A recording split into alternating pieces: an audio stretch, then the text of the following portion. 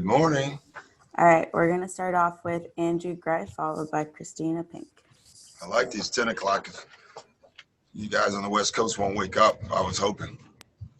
Yeah, I'm not sure I like these wake-up times, Doc, so. You have a baby at home, man. You're up anyway. That's true. I mean, don't you get up and let your wife sleep in the mornings? I've been up for several hours already, yes. Thank So. you. Good daddy.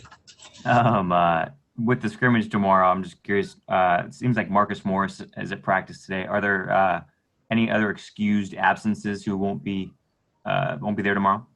Yeah, we'll find that out tomorrow, to be honest. So, and then we'll also decide tomorrow on who's going to play or not. Thanks. Dina?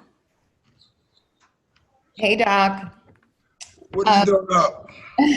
I know it's way too early over here. But, you've talked a lot about just being in the bubble is kind of the safest place to be right now. With the league announcing yesterday that over the last week, none of the players have tested positive. Just your thoughts on the effectiveness of it so far and just how the protocols have gone. The league's been great. They really have been, they've done everything right as far as I'm concerned. I mean, when you think about that, we're running a village for the first time. League's doing pretty well in city management. There is a lot of stuff we can do here. But as far as our health, we have an app every morning that you have to do. You're wearing bands.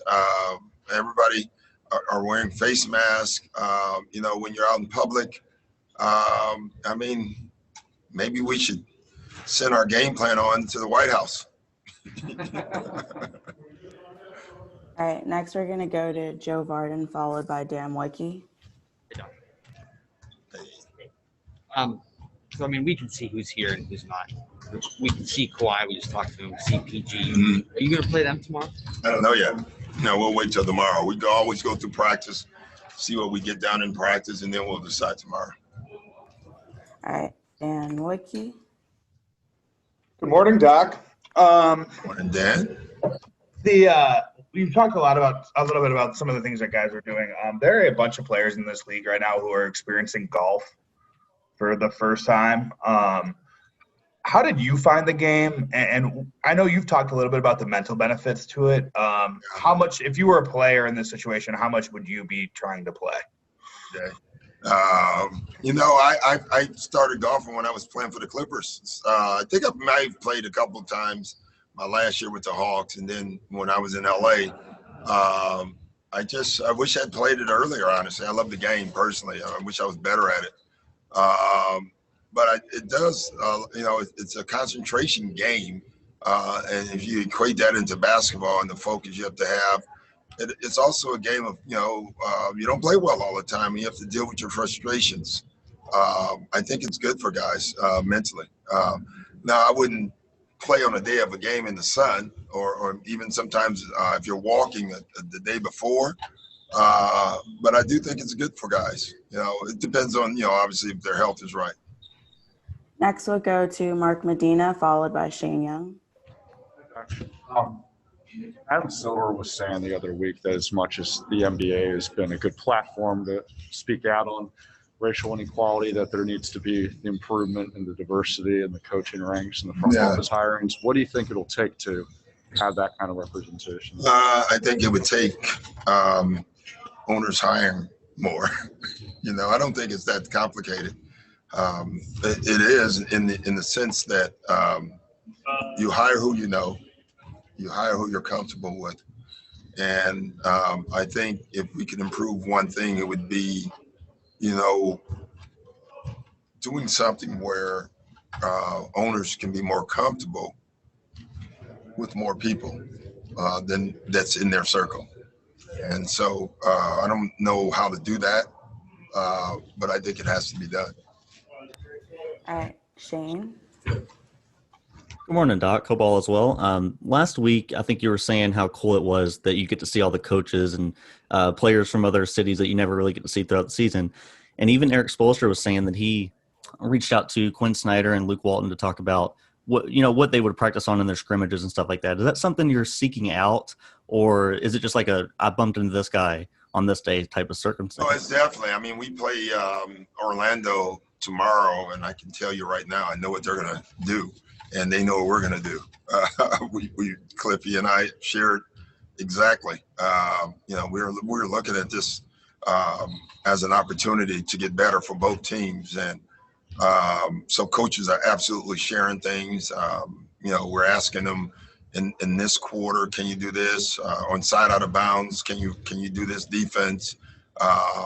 And then what do you want me to do? I think it's been great in that way. I think the first couple, the first one is a scrimmage. It's 10 minutes, quarters, and then I think each time it'll get more and more competitive. But right now, I think most of the coaches are in the get better mode, not exactly the win a preseason game mode. Okay, we're going to take 2 more questions. We'll go to Tomer first. Hey, Doc. Hope you're doing well. I was curious to see your take on, we've seen guys like Jeremy Grant and Tobias Harris use some of these press conferences to bring light to Breonna Taylor's death. We've seen Russell Westbrook work with the NBA on getting new shirts made. I was wondering your take on just the extra stuff players are doing to keep bringing awareness despite, just the NBA jerseys and the Black Lives Matter on the court. I'm very proud of our players, black and white. JJ Redick has been extremely outspoken. It's what we have to do. And I think we're fortunate in the way that we're in a bubble right now. So our health is good, but more importantly, we can keep this talk alive. We cannot allow this talk to die down with all the rhetoric that we're getting from the White House and other places. It's just so important. And so very proud of all the guys. They got to keep doing it. Can't lose steam. We got to keep it going. All right, last one, Miriam. Hey, Doc. Hope you're doing all right. Question. So with different guys coming in at different times, is that how much of a challenge is that to sort of have that staggered refinding of rhythm? Well, it's a challenge, I guess a challenge for the coaches, an opportunity for the guys that are here. It's the way I've always looked at it. When I was a player, I was good with guys missing. If I was healthy, I got more reps, I got more minutes, and so I think it's a challenge. It's in some ways it's interesting. It's allowed us to do things we probably may not have done in practice, with different lineups. But I think what we're all learning here is that there's a real life out there, and no matter what we're in, sometimes the real life stuff comes into play, and you have to adjust. We've always been open to that. I think the league now is seeing that, usually if you look during the season, there's, 8 or 9 teams that are missing a guy because of a family problem or something. It's just never been done when all the teams are in the same spot. And now that kind of stands out when guys are leaving. So, but it's all good. Cool. Thank you. Thank you so much, Doc. Have a good practice. Thanks, guys. You and Steve have totally swapped plans for tomorrow. You and Clifford have totally talked about how you're going to run the entire practice. We just brainstormed some things. I mean, we're not going to tell every play we're going to run and all that, but no, we share a lot. But you do that all the time in preseason games. Isn't that nothing new? Yeah. That's kind of like running almost like a joint practice, man. That's what the first thing is. They call it a scrimmage, right? And you tell the coach it's a scrimmage. They're going to look at it as a scrimmage.